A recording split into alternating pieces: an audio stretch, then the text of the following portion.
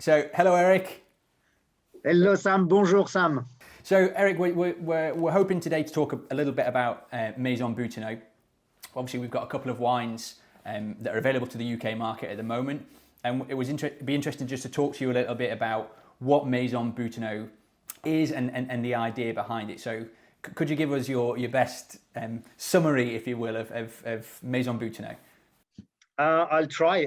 I don't know if I've got an exact definition, but I think that Maison Boutinot is finally the way I've been introducing myself as Eric Monnin, Maison Boutinot, for 17 years.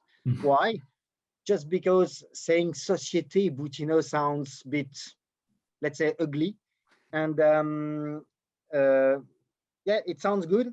And we don't feel we are a company, we feel we are a family in this part of the business. The French team is a small team, especially 17 years ago, we were 5 people.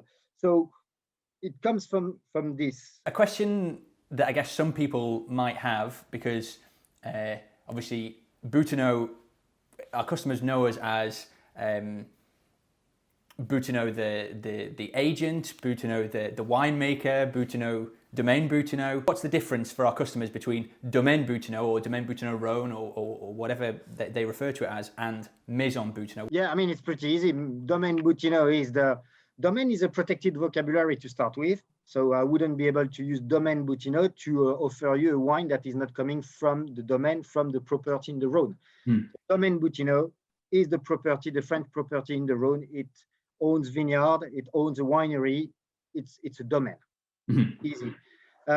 Obviously, Maison Boutinot is not linked to a domain and is not pretending to have any vineyard. Let's be clear. What's my definition of Maison Boutinot? Without having any vineyard, but let's say a bit of experience, a bit of knowledge, a bit of cross-fertilized experience with our colleagues from different countries. I think that if I come back to my initial role of winemaker, driving around the French vineyard, quite often we've discovered partners, producers, wines that we just fall in love. And it's not just by accident, it's the fruit of several vintages. And suddenly we've got one wine that is the 3rd vintage, that this one is just outstanding. And we've been offering it to various customers and none of them wanted it. And most of the time, and this is just before Maison Boutinot, those little gems have been in our production, but they've been blended back. Yeah. They've been blended back into labels that Boutinot has as a company. Finally, 3 years ago, we said,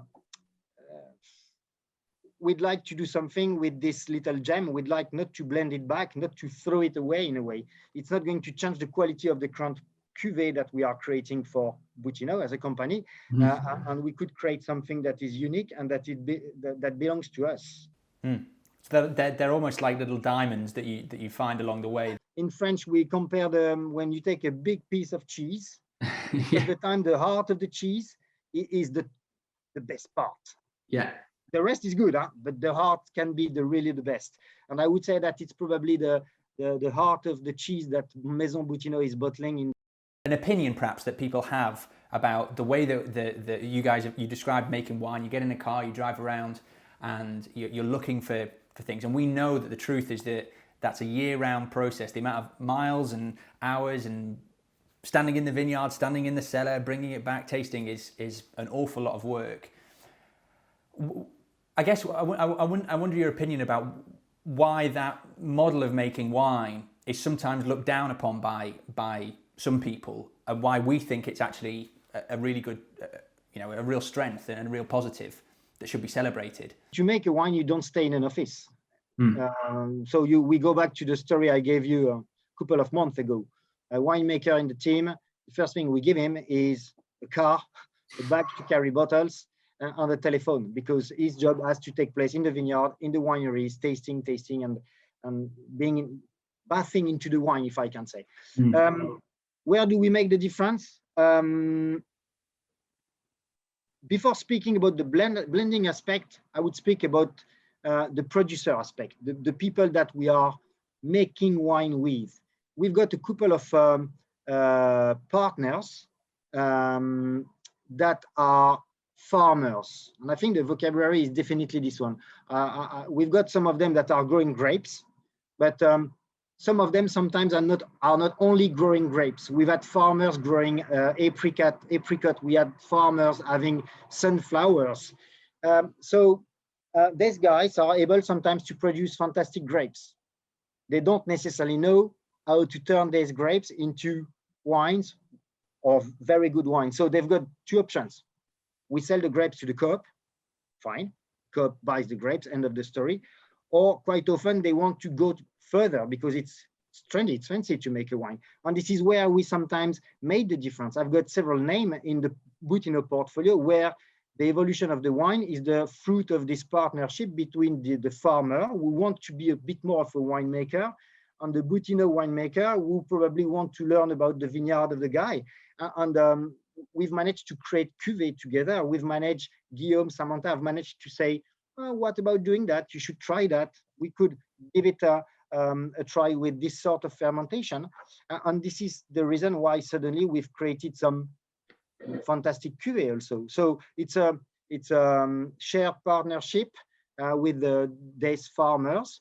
For some of them, the nice story, and we like it. I mean, they've started to produce grapes without doing anything. Then they followed with producing wine with us. And today, some of them keep a little bit of the cuvée to bottle on their own label and sell locally. The human story in this definition is super important. All the wines we are creating is the fruit of the result of a good relationship. You've talked about some of the history of Maison Boutinot. We know that we've had the Côte de Toe rosé in the UK particularly was very popular. The Edelise rosé has only just launched, and that is proving to be very popular. I guess some people will be wondering what does the future hold for maybe not in terms of specific wines, but what would you like the label Maison Boutinot to sort of become over the next few years? Wow, that's a big question. Or that's not an easy question because when you take the beginning of the story, strangely, we didn't have any business plan. we did it more for pleasure, for fun, without creating huge production. So no risk, if I can say. A year later or 18 months later, it starts to create some attention, and people look at us and ask us this wine. Edelise this year is just outstanding. I'm very demanding on Provence, speaking about Edelise. I think that Provence is more expensive and must be delivering much more than the other fantastic rosé I think we've made. It took us time to agree on producing Edelise, but that has been finally a nice challenge. So what's going to be the future? We've created a little batch of Côte de Toe Blanc from Maison Boutinot, tiny volume. Perhaps you may see some bottles if you're kind with us. What's next after that? Definitely a red, but I don't know which vintage, which appellation, which grape. We don't know yet, but everybody is fermenting an idea so that Maison Boutinot could have a red. Why not next year? All right, I think that's it, Eric. Okay. Thanks a lot for your time.